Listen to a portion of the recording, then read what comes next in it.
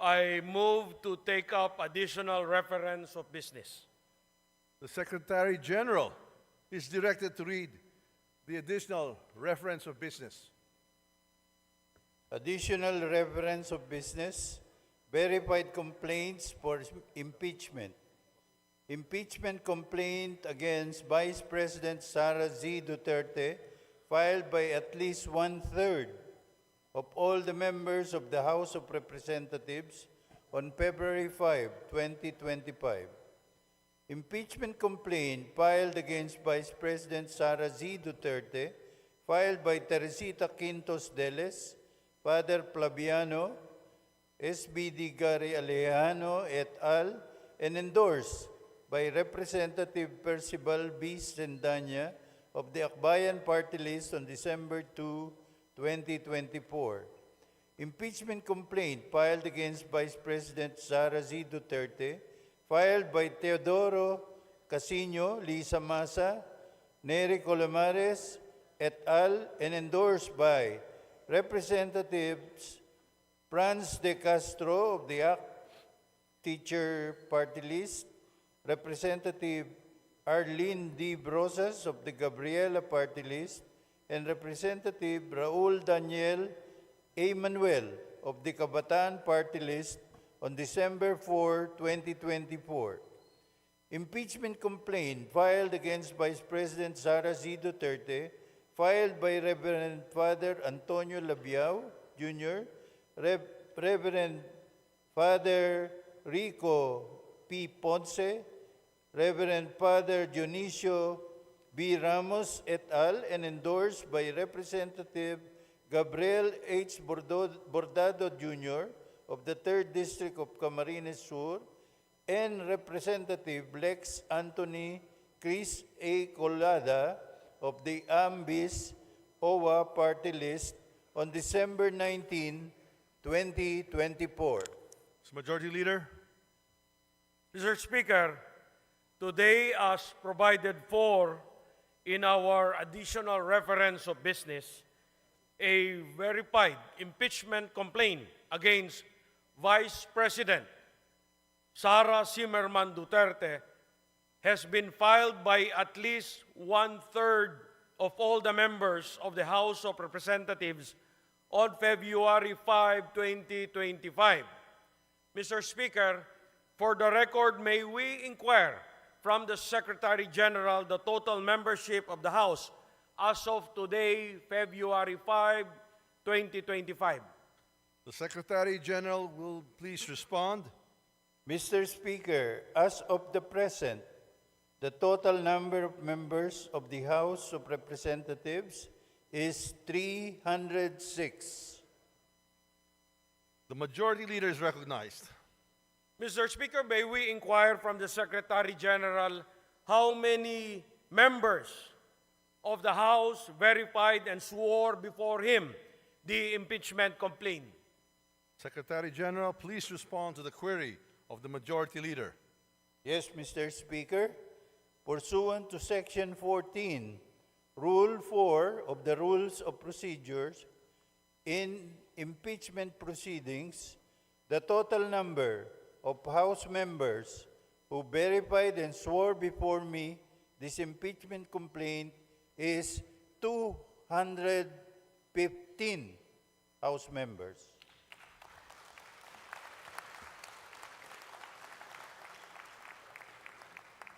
The Majority Leader is recognized.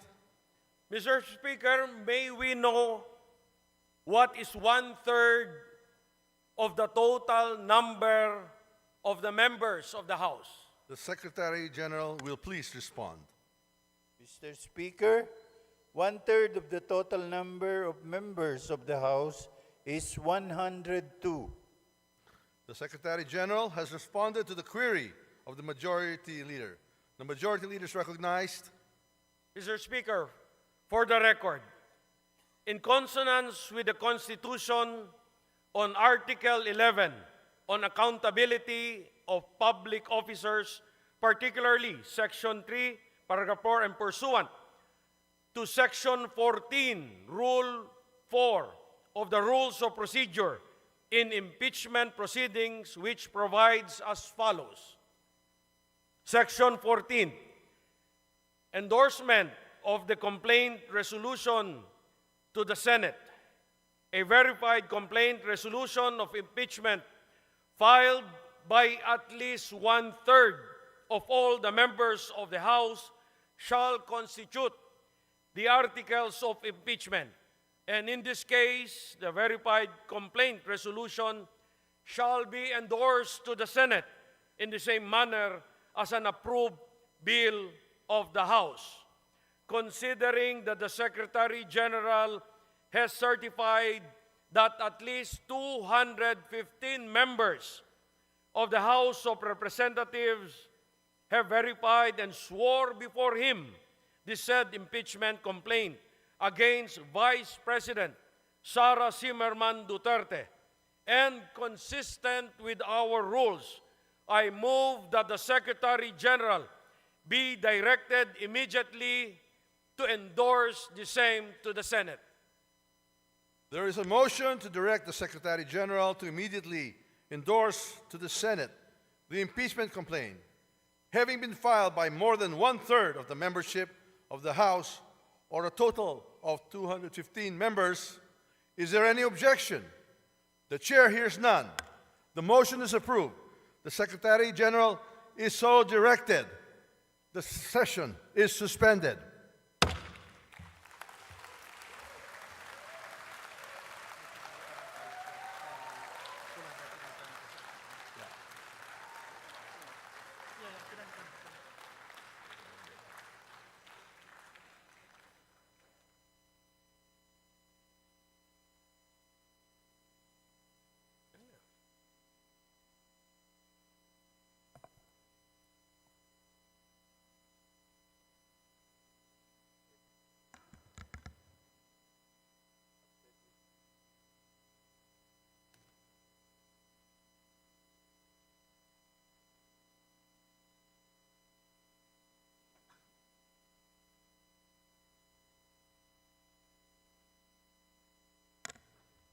The session is resumed. The majority leader is recognized. Mr. Speaker, in accordance with Section 16, Rule 6 of the Rules of Procedure in impeachment proceedings, I move to elect the following members of the House of Representatives as prosecutors in the trial on the impeachment complaint filed against Vice President Sara C. Duterte. Representative Jervil Jinky Beatrix Luistro. Representative Romeo M. Acop. Representative Ramon Rodrigo Gutierrez. Representative Joel R. Chua. Representative Raul Angelo Gil Bongalon. Representative Loreto B. Acharon. Representative Marcelino C. Libanan. Representative Arnan C. Panaligan. Representative Isabel Maria Zamora. Representative Lawrence R. Defensor.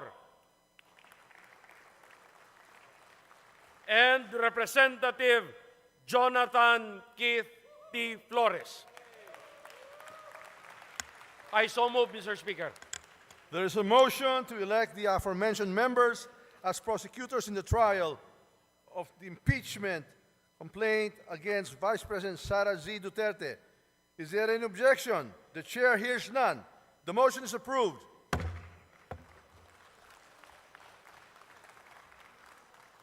The majority leader is recognized. Mr. Speaker, in the additional reference of business earlier read by the Secretary General, there are 3 other impeachment complaints filed against Vice President Sara Z. Duterte. These are the impeachment complaint filed by Teresita Kinos Delles, Padre Flaviano Villanueva, Gary Alejano et al. And endorsed by Representative Percival Sedanya of Akbayan Party List on December 2, 2024. Next is an impeachment complaint filed by Theodoro Casino, Lisa Masa, Ner Karez et al. And endorsed by Representative France El Castro of ACT Teachers Party List, Representative Arlene Brosas of Gabriela Party List, and Representative Raul Daniel Emmanuel of Kabataan Party List on December 4, 2024. And the last one, Mr. Speaker, the third one, impeachment complaint filed by Reverend Father Antonio Labiao Jr., Reverend Father Rico Ponce, Reverend Father Dionisio Ramos et al., and endorsed by Representative Gabriel Bordado Jr. of the 3rd District of Camarines Sur, and Representative Lex Anthony Chris Colada of Ambis-Agri Party List on December 19, 2024.